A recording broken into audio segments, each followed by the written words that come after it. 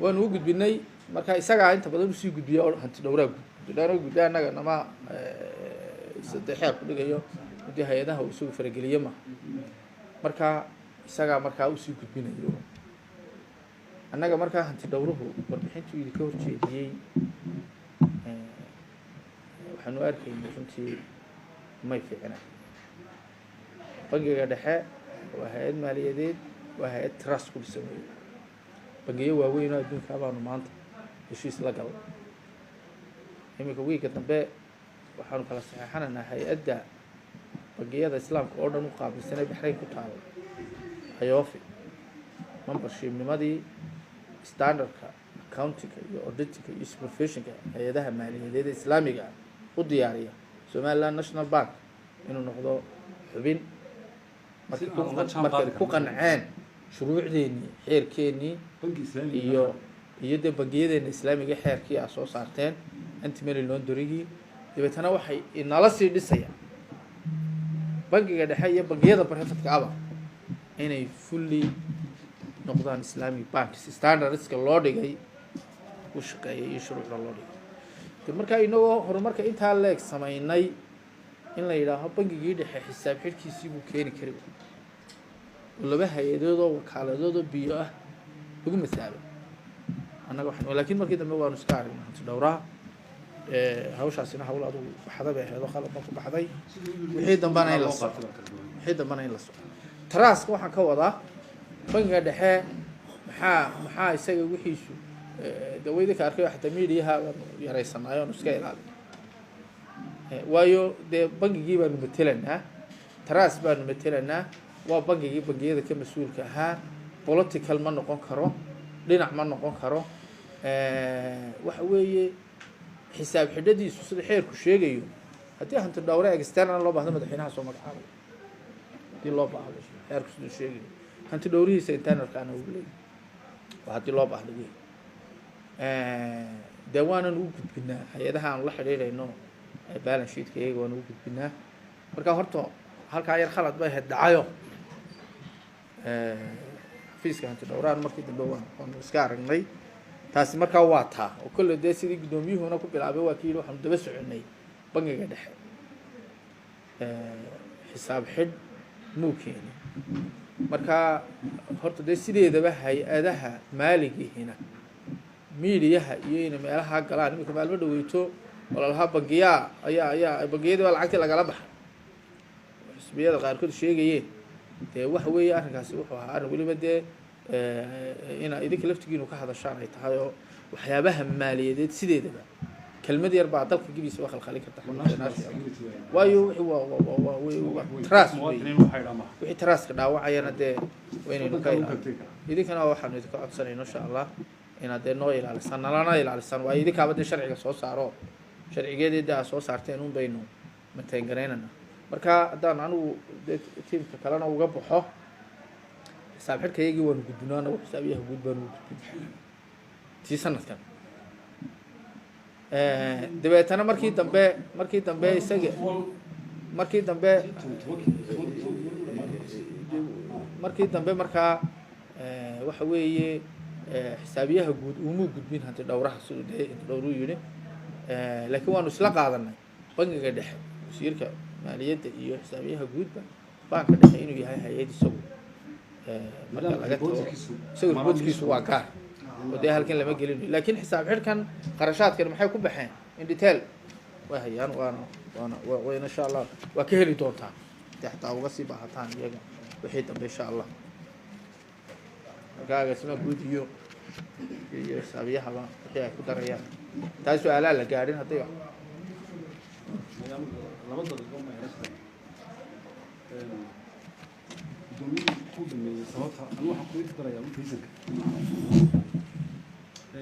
sanadii 2015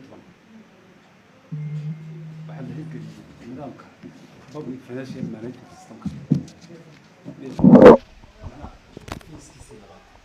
hore u bilaabay laakiin waxaa dhacday nidaamkan maanta xisaabaadka guud iyo wasaaradda maaliyaddu ay ku keentay xisaab xidhka baarlamaanka ay ku hor keentay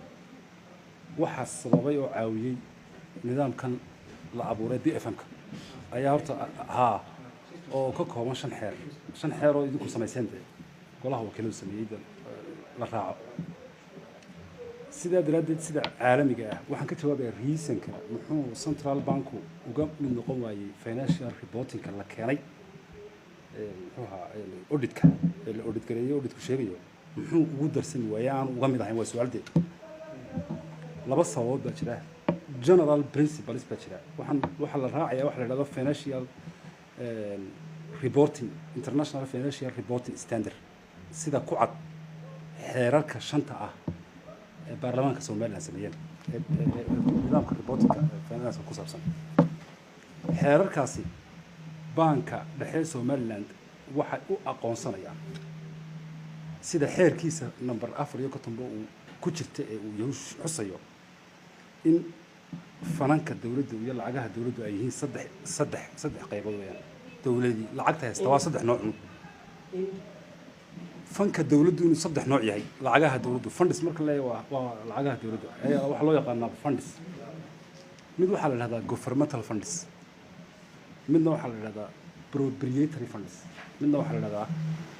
fiduciary funds saddexda haddaan idin macnayo mid waxa weeyaan waa governmental funds ko waa waxaan u naqaano ay ka mid tahay miisaaniyadda guud ee qaranka miisaaniyadda guud ee la hor keeno baarlamaanku waxay ka mid tahay governmental funds ka mid tahay waa fanka dawladda la yiraahdaa midna waxa la yiraahdaa proprietary waa fanka madaxa bannaan ee ay sameeyaan laba hay'adood baa tusaale loo soo qaadan karaa waxa la yiraahdaa mid waxa la yiraahdaa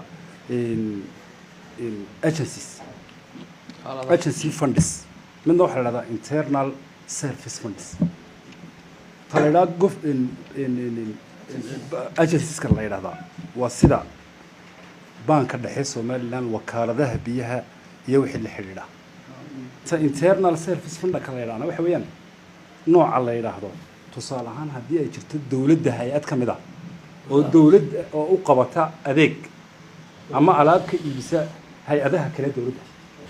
sida berigii hore kale waxa dhici jirtay madbacadda qaranka oo service wax u daawacda wax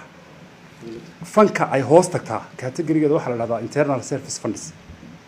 ayaa la yiraahdaa waxaana loo account gareeyaa si lamid ah sida private sector ko kale agency funds kana waxa loo report gareeyaa iyagana oo loo account gareeyaa waa international standard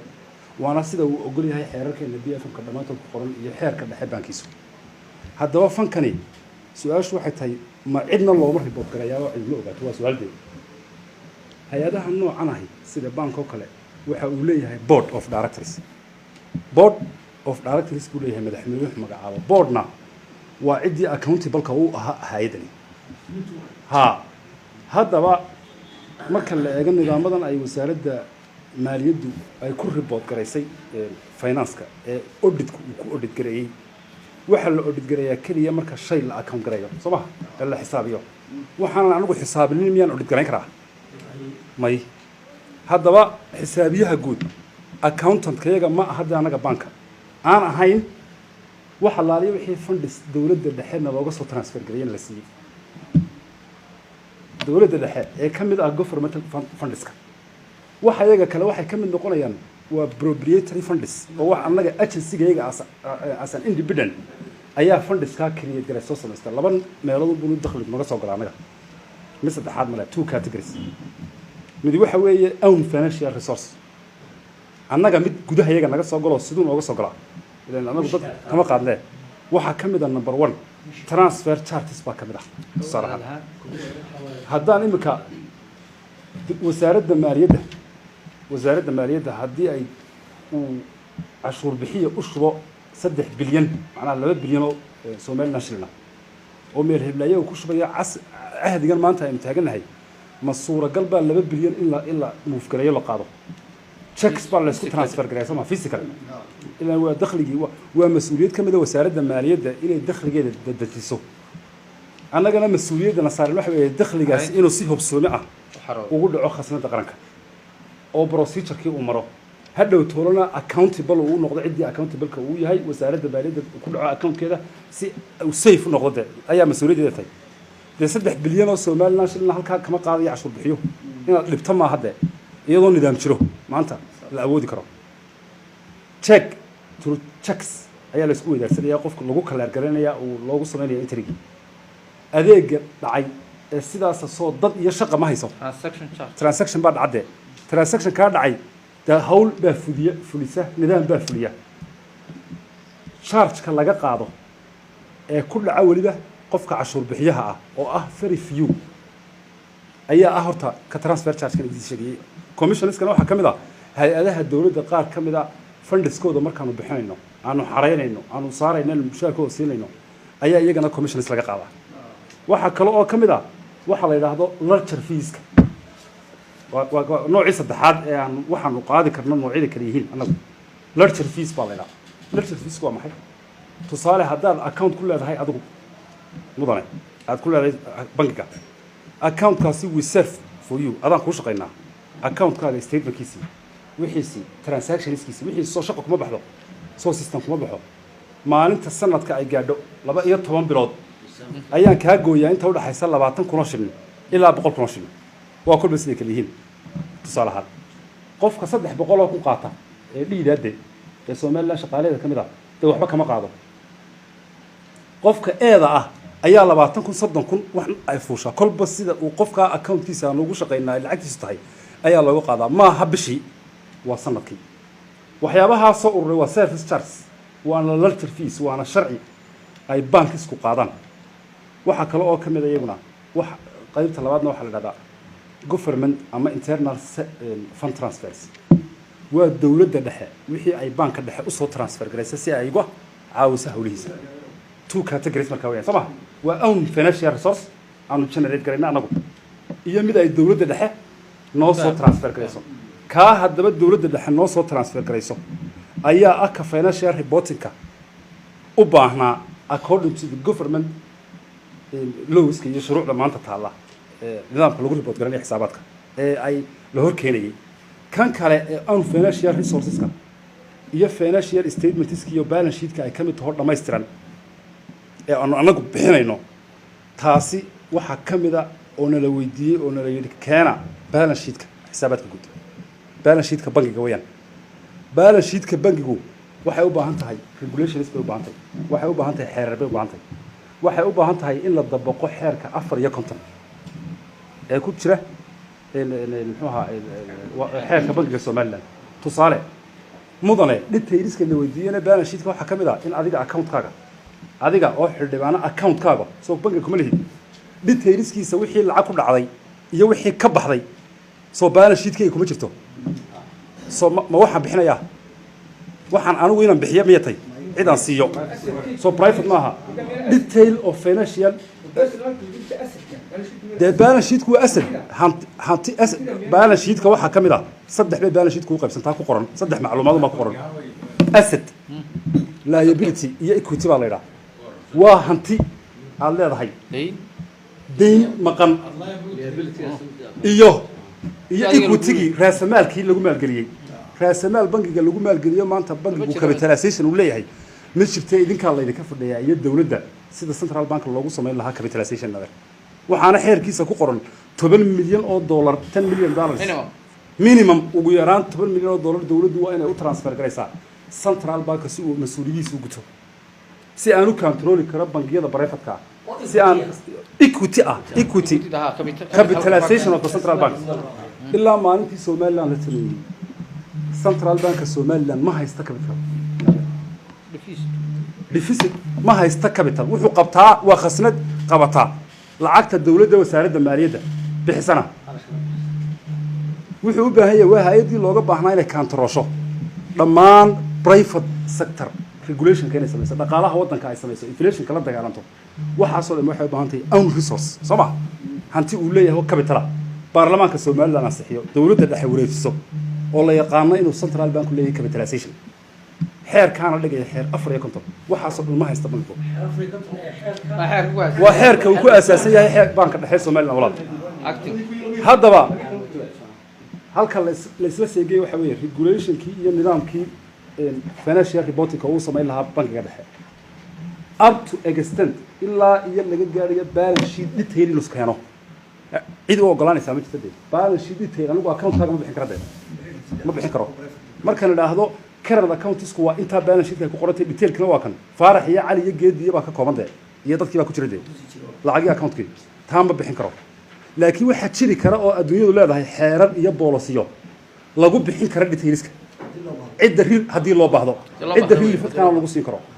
waxaan ahay bangiga haya dhammaan bangiyada private sector-ka oo dhan xogahoodii baan hayaa ya bilaa xeer iyo bilaa nidaam iyo bilaa policy ma ku gudbin karaa cid ma siin karaa miyaan oran karaa bangi hebel baa xogaha haya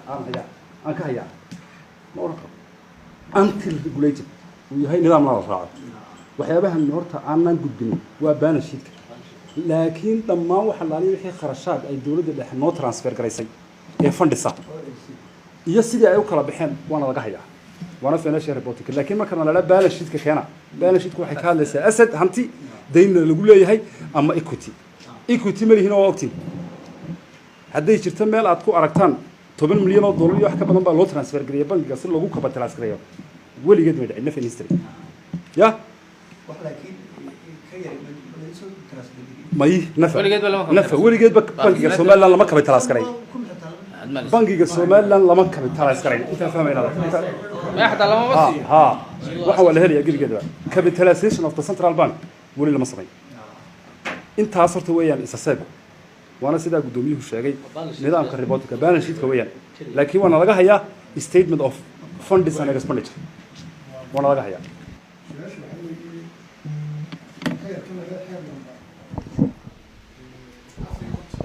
labada kun iyo 12 qodobkiisa 104 farqadiisa koowaad baa waxay oranaysaa baanka dhexe Soomaaliland 3 biloodka sanadka ugu horeeya gudahood waa inuu golaha wakiilada u soo gudbiyaa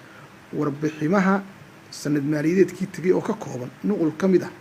cadeymihiisa maaliyadeed oo cadeeyeen hanti dhowrku nuqul ah warbixin ku saabsan hawlihii iyo xaaladihii sanadka iyo warbixin xaaladda dhaqaale iminka sanadkii 2022 aynu ku guda jirno march baa la idinka doonayay oo xeerka ay ku shaqeysan idinku waajibiyay inaad documentiga u keentaan golaha wakiilada ma u keenteen haddaydan keenin maxaa idinka baajiyay qodobka labaad xeerka la yiraahdo xeer lambar 76 oo xeerka hanti dhowrka guud ee qaranka qodobkiisa lixaad farqada labaad waxay oranaysaa hanti dhowraha markay sheegaysaa awoodihiisa waxa uu awood buuxda u leeyahay inuu u guto mas'uuliyadaha hanti dhowr dibadeed idinkuna hanti dhowr dibadeed baa idin baari karaya hanti dhowrayaasha guduhuna waa tan wasaaradda imika wadaan oo internal audit-ku waa kan imika socda maxaa diidayaa in hanti dhowr dibadeed isagoo ila xeerkiisa raacaya hadduu idinla yimaado baaritaan miyaan hanti dhowrka guudi miyaan idin baari karayn labadaas su'aalood xeerka bangiga dhexe waxa barbar socday yani wixii xeerarku waa inay wax shaqooyin bay la imanayaan waa capitalizing xeer bangiga dhexe weey waa halkan 10 milyan ku taalo intaasoo qodob baa ka roreeya oo ah waa structure markii la dhisay boardka loo sameeyay kada matal la capitalize gareynay dadana marka waxa weeye xisaab xirka banka dhexe marka la saxo balance sheet-kiisa la saxo la capitalize gareeyo ayaa had marka inuu day u guto waajibaadkiisa oo xeerka qodobadiisana uu dabaqo habraacyadina la diyaariyo habraacyadii oo dhan maaliyadeed iyo wixii oo dhan la dabaqo hatta waxa dambe ku soo socota xataa madaxweynuhu hanti dhowrkan madaxweynuhu hanti dhowr magacaabi karo marka waxa soo dhami markay faction in noqdaan ayaa dee marka baarlamaankiina accountable-ka loo ahaana dee wax way xisaab xidhka loo sameeyay marka waxa weeye bangigeena dhexe isma guudna sheegana hore aan u sheegay dee horto waa khasnadii waxna soo gelin waxna laga saarayay looma diyaarin hay'ad maaliyadeed oo central bankiyada ah oo xeerarkeedu imka xeerkan oo kaliya inuu haysana Soomaa dee intaas soo xeer ba central bankiyadu leeyihiin oo u baahan inaynu ansixino anagu idin soo gudbino amba idinku xurisaan oo deetana lagu shaqeeyo oo lagu la xisaabtamo marka dee wax diyaarsaniba ma jiro hadaa hantidiisu ma qiimeysnay imka bangiga dhexe markaan ku soo gudbinayo waana xisaab xid dhameystiran ku soo gudbiyo bangiga dhexe equity-giisu waa intaa ma asset-kiisu waa intaa waxaya waxa dayn lagu leeyahay waa intaa hadda deymaha laftigooda inay saxmaan weeye deymo noqdaan auction loogi ma jiro marka horta de waxaynu way wada socdaan mid garbaana nagu leeyahay imika wixii aynu bilowno oo idinku waa cusubtiino dad dabcan xeerarka wada eegtaan oo dadana mid walba ku dabaqdaan yes 15 sano ay fadhiyeen xildhibaanadii hore malaa wandhay bay u yeedheen markay ansixinayaan guddoomiyeyaasha markay ansixinayaan laakiin dee may jirin mar la weydiiyey iyaguna cid waxumay soo doonan jirin iyaguna cid waxumay doonan jirin marka mid gar baa nugu leedihiin annanoo gar baan idinku leen war xeerarka waxay naga qabiyaan dhamaystirno si laydinka helo waxaan qodobadan uu xeerku sheegayo oo u fulisaan waxaan ka horeeya aan fulino marka taa halkaa may dhicino waxayna u dhicin de waxaanu idin leenahay maba diyaarsanaba matalan oo kale xeeran matalan oo kale riboodka anagu imika boorkii haddaad ii samaysaad u berri bisha dambe haddaad ii samaysa sanadka dambe ribootri guidelines aad igu soo gudbinayso waafaqsan xeerka waad iga taqaanaa period ku xiga 3 bilood ku xiga qodobka labaad su-aasha labaad taa xeerka hanti dhowrku xeerka banka dhexe uu ka dambeeyey bangiga dhexe ku samayn karaa maaha halkaa bangiga dhexe ku samayn karaa maaha hanti dhowrka dabadeedna madaxweynuhu ma magacaabi kara hay madaxweynaha magacaabi kara madaxweynuhu xaq buu leeyahay hanti dhowrka guud maanta inuu idhaa bangiga dhexe gala ha of course ha external audit baa la gelin karaa banka berri haddii loo baahdo marka halkaa wuxuu baa weeye external auditkana madaxweynaha magacaabaya madaxweynaha soo magacaabay oo matalan annagaaba haddaan doonno boor ahaan ka codsanayna boorka guud ee bangiga codsanaya madaxweyne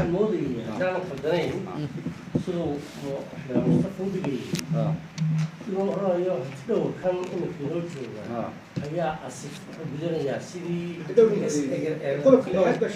awoodii kulli xaad buu leeyahay hantidhowr dibadeed buu leeyahay xeerkaa siiyey maadaama aynaan xeerkiisi diyaar ahayn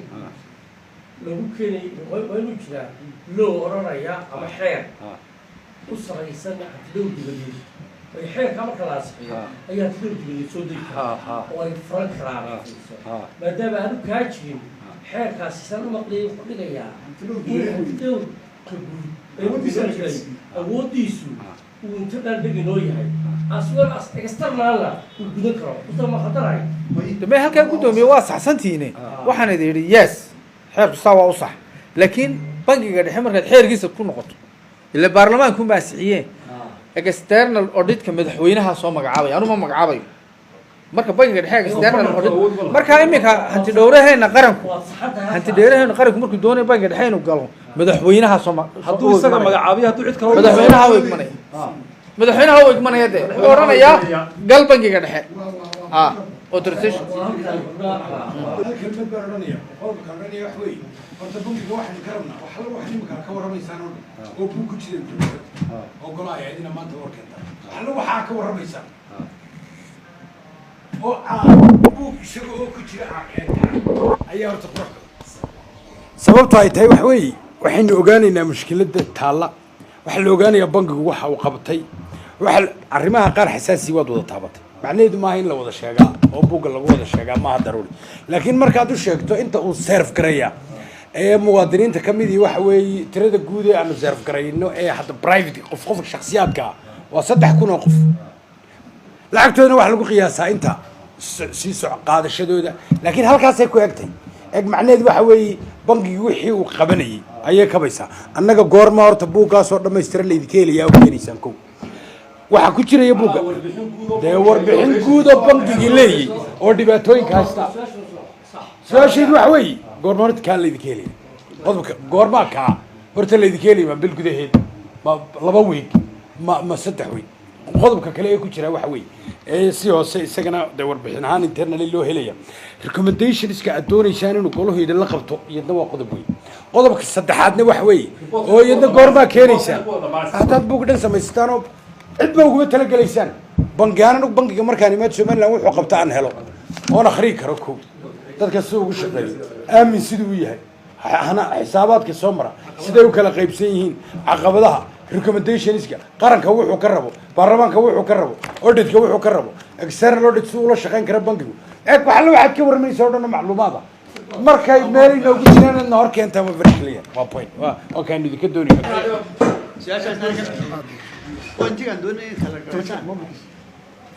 حساب حركة ما عندك طريقة أهين برلمان كانتان اللي ذكرني ما هو حوي المركة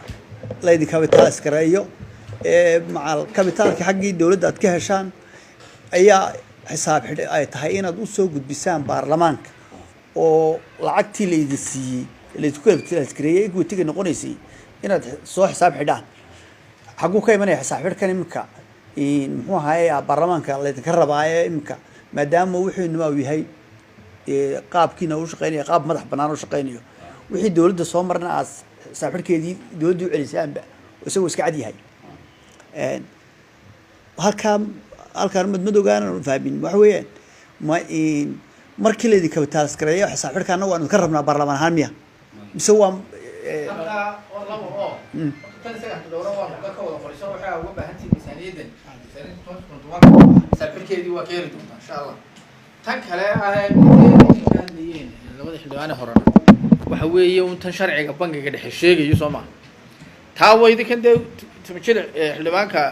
tiisi oo waxa weeye noo soo gudbiya warbixinta تنا وربحتي كيري challenges كا recommendations حيوان ناصر أوكي بسم الله الرحمن الرحيم وكأديات بال والله رأينا جدا public accounting committee حقيقة وحفر بدل بي سو ده فرين أو حلقة برانيو أو حلقين لقسي صعداء وحنكران أديات ومهد نقيا دنيا بانك دحية قاسمة بيدا بانك دحية يو قاسمة حسابات كبانكا ويو صدا علوش فرن لي يو ويو أرقلمة لي عاد نيجان hesitation أيان أسمين أما هبك دقن كينا أخلاق أي كده عنتهاي آديات ما نجدنا أنا ديكم هذا قياو حقيقة ويو مركا أي ليس على أنسكو كاشنو waxaa imanaya inaynu wax dhisno oo aynu xawadno laakiin marka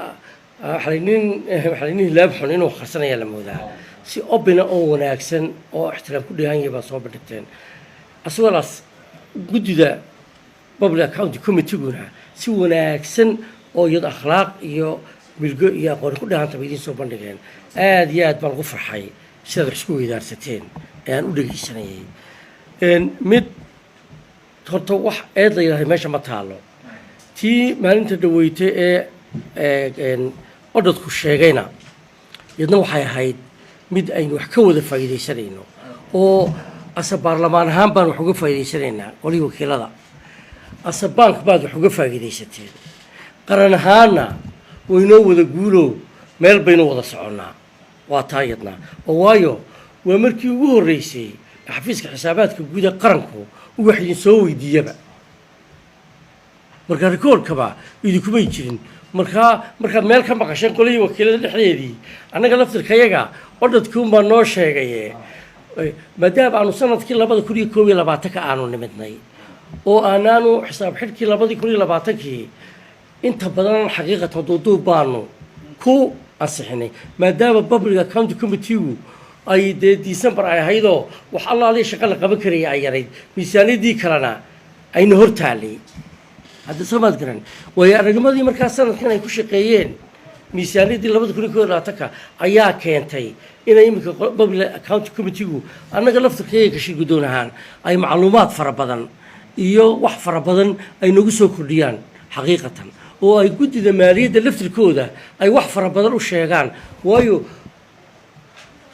gudida maaliyadda golaha wakiilada iyo public accounting committee-gu waa iska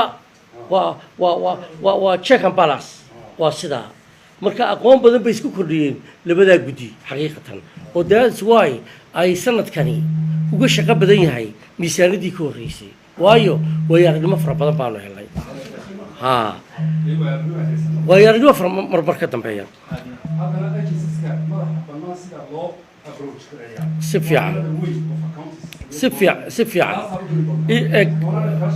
fiican horta wax eedayahay meesha ma taalo meesha kaba saara laakiin waa yani calool fiicnida iyo waa isa saxidii qarankii idinka su-aasha u dambaysa xildhibaan xeldheer idin weydiinayay iyo taa hore uu xildhibaan tamajilic idin weydiinayay iyo xildhibaan mustafa khayreeye horta meelun bay isku wada imanayaan frameku idinku from now on waad howlgalaysaan oo waxaa laydinka rabaa sidaa xeerka hore waajibiyey in report aadna siisaan yes waxaa jiri karaa inay qabya jirto oo xeer number 54 baan ku aasaasan yahay oo 2012 la ansixiyey wax fara badan oo taa equity-ga ama raasamaalka ayaa ku jirta waxbaa idinka qabyaa waa xaqiiq indhaha la iskama qari karayo ayaa raacidiisii marka waxa weeye iikaadi let me just finish waxaa laydinka rabaa report aanu ku howlgalno oo aanu golihii wakiilada ka akrino ood xeerka naftirkiisa haddii xeer number 54 baan ku aasaasan yahay qodobadiisani waritaana waanu dabaqnay intaana carqaladaa naga haysata tukanaan idinku kordhiyo detailed balance sheetku micnaheedu ma aha personal accountka shakhsiga ma aha micnaheedu waayo personal accountka banka dhexe waa naqana qasad buu inoo yahay inta badan waxa weeye maadaama aanan lacag aanay dhigan oo hanti private taalaay caawa oo laydinku shubaayay oo ka qalab waxa ku shubay ma jiro inta badan government fundingka ayuu soo galayaa taana ma noqonayso laakiin overallka meel baynu wada soconaa waynanu saxaynaa waxaanan la hadlayaa yani kelmadiinii maanta dhaweeytay halkaa laga sheegay cudurdaar bay lahayd aynu isla fahanay maadaama aan hore laydiin weydiin oo aad qirteen 16 sano ay xildhibaanadii hore ay fadhiyeen inaana su-aalahan aanay iibin babliga maanta ku jiraay babliga somaliland waxaa laga yaabaa anigoon cidna dee ku tiigsanayn in la yidhahdo xildhibaanada golaha yibiday waa xildhibaano yaryaroo raggii hore waayo araghaa malaha ageka macnay nooma sameeyo ageku marka anigo kuwii hore waxay qabteen aad iyo aad ugu mahadnaqaya laakiin runtaan idiin sheegnaaye xildhibaanada golaha wakiilada ee imika joogaayey waa baalashaan ku duulno ee runtii waxdaah furay ee annaga laftirkayagu na hagaya oo aanu 100% aan kalsooni xoog aan ku qabno waxay daafurayeen sida u shaqaynayaan wuuna baarlamankana wuxuu noqon doonaa taa kuwa dambe calal ha yimaadaan laakiin kuwii horena waxbay keeneen waxay doontaa ahaato lam kuma eedeynayo 16 sano xamay qaban waxbay qabteen xaqiiqatan laakiin walahani shaqo xoog loo qabtaayo haykalkii dawladnimo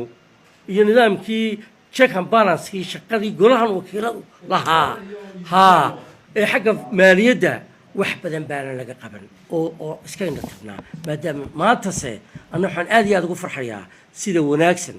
ee aad asabaankii dhexe mas-uuliyiintiina hor fadhiday aad noogu soo bandhigteen eenu idinla qaadanay nidaamkii la raacayay wuu jirayoo xeer number 54 farqadiisa 104 waxbaa ku qoran in 3 bilood ugu horey markii xisaab xidhka sanadku dhammaado ilaa maaris la hor keeno report uu jiray reportka qabyada ku jirta la hor keeno laakiin qoladii hore laydimaba weydiinba taasaan idinku cudur daaraya saxsantihiin laakiin iminka sida caloosha baxana ee noogu sheegteeni waynu aqbalaynaa haddaynu wax isla saxaynaan qarannimadii aanu dhisaynaa oynu wax fara badanba wixii qabyaana dhisaynaa wixii kalena iyo tala iyo kabitaaleysiga laftirkiisa waynu halkaasoo shaqadeennii ka wada bilaabaynaa si guud baanu aan idinku mahadnaqayaa aad iyo aad baan idinku mahadnaqayaa madaxda baanka dhexe iyo guddoomiyaha iyo xubnaha golaha wakiilada ee halkan joogaba waan salaamayaa waxaan dhowr su-aalood baan qabaayo su-aasha koowaad waxaan doonayaa inaan 2 xeer iyo 2 qodob marka la isla akhriyo xeerka hanti dhowrka guud ee qaranka xeer 76 qodobkiisa 6 ee ka hadlaya awoodda hanti dhowraha guud inuu hanti dhowro dabadeed yahay iyo qodobka 110aad ee xeerka maxaa lagu yidhaahaa bankiga xeer 54 labiyo tobanka marka la isla akhriyo ee uu midna sheegayo hanti dhowraha guud xeerka baanka inuu madaxweynuhu magacaabi karo isagoo la tashanaya hanti dhowraha qaranka hanti dhowro madax bannaan qodobkan lixaad ee xeerka hanti dhowrka qarankuna ee 76na uu sheegayo in hanti dhowraha guud laftigiisu inuu yahay awoodii hanti dhowro dabadeed waxaa nagu maqaalaa in waa dhoweyd hanti dhowraha guud uu idinka soo dalbaday inuu hanti dhowr uu idi baadho kabacdi hawshaas aas kula gasheen hanti dhowr garyaqaanka guud ee qaranka malaha guddoomiyihii hore hanti dhowrku waa saanu ka helnay dee xafiisyada qaar qodobkaas baa la tasqiidiyey macnaha inuu sax yahay inuu hanti dhowraha qaranku uu bankiga baari karo maadaama bankigu uu ka mid yahay laamaha dowladda ma ka warhaysaan markaa taas ama hadda ka warhaysaan ma doonin kartaan waa qodob qodobka su-aasheeda labaad waxa weeye haddii aada miisaaniyaddii qaranka qayb ka tihiin inaad xisaab celin samaysaan xisaabihii guud aada u celisaan yaad maxaa sababta aad u diidaysaan maxaad yaad si accountable u tihiin inaad xisaabaadka aad u celisaan waa qodob su-aasheeda saddexaad waxa weeye maxaa waxaan la yidhaaho maaragtay swip cordka ilaa hadda wax xidhiidho oo ama isku daydeen swip cord yeelano oo banki ahaan swip cordka taana bal haddii wixii macluumaada haddaad xidhiid samayseen caqabadayna haysta kulli qayb waan garan karaa laakiin haddana bal inaad isku daydeen sidoo kale sanad kasta waxaa miisaaniyadda qaranka lagu soo daraa madax xigeen la yidhaaho khidmadda baanka warbixin xisaab xidhkii hore way ku jirtay waxaa lagu sheegay in laydin siiyey 4 bilyan somalilan shilina warqad hore aada baanka dhexe usoo qorteen guddidana waxaad sheegteen lacagta inaan laysiin aada hore warbixin hore nagu siiseen oo halkan ku qoran su-aasha waxay tahay markaa khidmadda baanka dhexe sanadkan ma laydi siiyey khidmadda lacagta aada waagaa hore tidhaaheen lanima siin guddidii hore taana waxa weeyaan 4 bilyan bay ahayd lacagtaasi madaxxigeenkaasi ku jirtay waxaad sheegteen inaan laysiin xisaab xidhkiina way ku jirtay su-aalaan idi weydiinay bay ahayd 4 bilyan 4 bilyan weeye waa sab halkan xisaab xidhka ma aragta eeg waxaa jira madaxxigeenadan la yidhaha maaragtay khidmadda baanka weeye marka waxaa ku jiray xisaab xidhkii hore dee sanadkii hore 2021 aanu sameynaynay iyo ku jirtay in laydii siiyey 4 bilyan idinkuna waan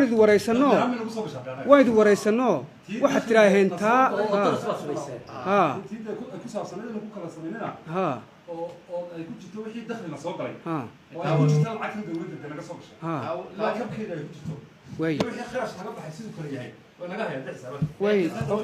waa sax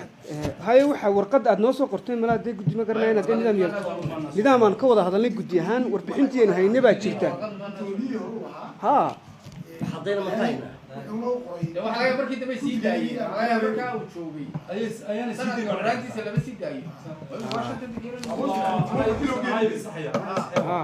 way su-aalahay ka mid tahay waa saxe way okay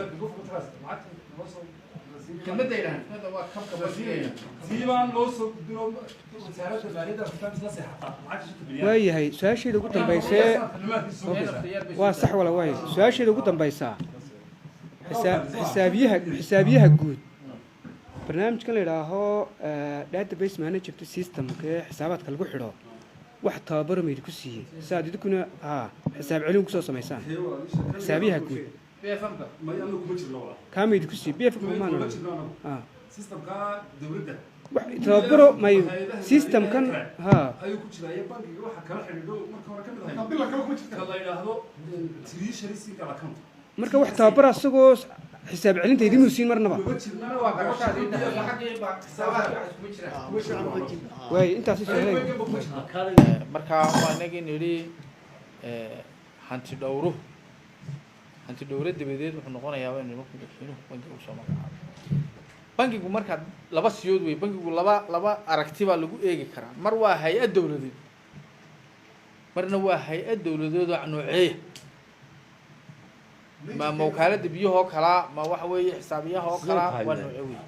yani macaamilaadkeeda xisaabeed iyo macaamilaadkeeda maamulku ka madax banaayi dowladda dhexe o dhan ba markaad eegto shaqaalaheediba waa kuwan madax banaan waa hay-adiina baarlamaanka o kale sharci dejinu baana ahayn marka maxaa shaqaalahooda loo madax baneeyey maxaa matalan oo kale maamulkeeda iyo waxeeda loo madax baneeyey maxaa qarashaadkiisa loo madax baneeyey dowladda dhexe loogu dari waayey macnaha waxa wey autonomiga inuu madax banaanaado maadaama hay-addii maaliyadeedu yahay aanu noqon mid ku milma hay-adaha kale iyo siyaasadaha horta xasaanad noocaasa buu leeyahy baananka dhexe ay leeyihin bale dee governor ahaan baananka dhexe marka la eego dee waa hay-ad laba simanba ood odhan karta fulintii madaxweynaha laftigiisu dee nidaamyo usoo maraa hataa markuu wuxuuga baahanayo maaha oo kelaya treasury maaha xisaabaadkii guuda maaha fulintu ay aba wasiirka maaliyadda ama madaxweynuhu dee sida doona u balance gareynaya marka horta taa labadaa inagu maadaama bangigeeni dhexena uu yahay socod barad hay-adaheenii sharci dejinada iyo shuruucdeenina ay wada yihiin qaar badanoo kamid aan la implement garayn ayaa waxyaabo badan oo imika inugu cusub ay soo baxaya oo baahan in la soco waxyaabo badan la isku khaldaya dee waa taa keentay in wakaalada biyaha burca iyo bangiga dhexe la simo walaal labadoodu bay soo gudbin darajadayadii macnaha halkaa weeye xitaa qaranka dhan bay ku tahay sharaf dhacinaada eeg marka horta taa iyada kala sameeyey this is totally taas waa xagga handito shuruucdana in la iswaafajiyo hadda xeerar marka la sameynayo innaga waa arki doontaan hadda golihiidii ka horreeyey xeerar badan oo kamid way isdabreen way isnasakheen keebaa mid nasakha xataa lama garan karo hay-ada laba xeer labaa jira qaar saddex xeer labaa jira which one baa lagu dhaqmaya baanka dhexe xeerkaasu buu leeyahy annagu kaasun baanu haysana hanti dhowruhu waa sixteenkii soomaa xeerkiisu markii hore o dhan maxaa lagu dhaqmi jira su-aasha isweydiinta waa taa BFM-ka financial management systemka xeerarkoodu waa shantii sano u dambeeyeyba ayaa mid walba mar ilaa 16kii baa ayaa dee la fulinayay intii kaloo dhan maxaynu ku dhaqmayna soo wuxuun kumaynaa dhaqmahay dee markaa improvement baa imika socda imika markaad financialkeena eegto oo dee maanta hanti dhowru sidii idinku akhriyay transparentka ahaanba wasiirka maaliyadda su-aalaha weydiinayseen ama annagama noo weydiinaysan hore uma jirin hadhow markaa afkaanu isla gelina mid walba qodob ku wata yaarta kale markaa horta waynu iswaafajinaynaa oo waa inaga leaynu xataa kaayaga amimnad waa ku samayn karna dee imika boorka annaga boorka iyagu dee boorku waa hay-adda u sarreysa weeye maamusha baanka dhexe hore umuu lahayn waa hay-adda balance garaynaysa oo de annaga laftiga deena balance garaynaysa marka waxa weeye improvement baa jira idinka laftiga daweyda kan shirdoonka idin qaraya maanta guddi dee wax weydiinaysa aba wasiir maaliyadeed weydiinaysa aba gudoomiye bangi weydiinaysa ama mid kale hanti dhowra weydiinaysa iyada oo aan dee loo eegahayn oo aan su-aalaha loo weydiinayo mucaaradnimo laakiin ay tahay dabaqaati xeerarkeeni oo dee wax toosin ay tahay absolutely waana taanu wadno imika waanagii horena maalintii hore guddiga dhaqaalahan uu sheegnay si agaasimaha gudashay TSI treasury single account waa waxyaabaha xisaab xidhka dambe insha allah aynu rajeynayno inuu ku jiri doonto waxa weeye oo dee maaliyaddu wado annaguna aanu la wadno waa halkan BFM ka wadaagno weeye maamulkaygan cusub baa develop gareeyay taana ogaada meel buu ku joogay reportkii u dambeeyay markii laga sameeyey TSI-ga annaga imika maamulkaygan cusub waxaan nidhi wasaaradda maaliyaddana waanu yeedhnay shaqadan intaynaan weel baankaba sugin halkaasaanu gelida bashir ku gallay ma qabsan karnaa inagu su-aal baa la isweydiiyey inagu ma qabsan karnaa ha we can lacagtiisa xagee lagu keeninaa central banku wuxuu samaynayaa 30% uu lacagtiisa soo diirayaa ayaanu bixinaynaa anagu idinkuna 70% gebigiisa waxaan ku fulinay wax dhowr baan marayaa inaad taasi markaa waxay inoo sixi doontaa qarashka dawladdu akoon kaliya ku soo xaroodaa matalan bixitaankina in hal akoon noqdo oo imika wasaarad walba 5 akoon iyo 10 akoon bay leeyihiin in si xisaabaad ahaan u saxmo dawladdu qarashkeedu wuu soo galay oo meesha ku soo galay waa la yaqaan marka halku ka baxayaanay la mideeyo oo hay-ad waliba maxay la baxday hadhow waa caddaan hay-aduhuna wax kala ammaanaysan karaan oo waxaa laga yaabaa hay-ad waxaa jirta aan mashaariicdeediiba fulin oo budgetkii loo qoondeeyey iska yaallo iyo hay-ad abaarabaa dhacaya waxa weeye wasaaradahay khuseysay kuwaatarkii u horeeyaba waxba baaba'ay shaqadii maxay ku abaarii baa dheeraaday intan looga soo qaadi karo wasiirku soo muu joojin sameeyo soo muu lahayn abaarahaynu u wareejinayna in mekanismkii sharci jiro oo hay-aduhu iyagu wixii qaran baa loo wada adeegaya internal transferkii inuu jiro virtual account ay kala leeyihiin baarlamaanka lacag u taalla ayaa wasaaradda arrimaha gudaha lacag u baahan qodobka kale yani dowladda ka mid ah baarlamaanku siduu ugu transfer garanayaan taa khidmadana waynu ka jawaabno khidmadaasi way caddaydo khidmadda way soo gaadhaa bangiga kabka 5 bilyan baa waa tan ilaa 10 bilyan bay ahayd hore mar bay ka sii badnayd waa la yareeyey marka intaa uu helaa bangiga dhexe oo dawladda qarashaadkiisa qayb ka mid ah uu ku daboolo sanadkana way soo gaadhay laakiin waa end of the year budgetka ka mid loo transfer gareeyay tan swift-ka tan xisaab celintana de waxaanu xisaabiyaha guud maadaama budget ku jirno anagu waxa way umaana gudbin wada hanti dhawrada anaga toos nooma weydiiyo xisaabiyaha guud baa hanti dhawraha u gudbiya hanti dhawraha laga doonaya hay-adaha maaliyadeed oo dhami hay-adahan matalan oo kale dee qarashaadka isticmaaladu inay soo gudbiyaan anagu waanu isagaan ayaanu u gudbinay isaguna maadaama ayna complete hayn uma gudbin oo wuxuu yidhi haddaanu bangiga asadkiisa iyo asadka bangigu wuxuu u baahan yahay ma gudbin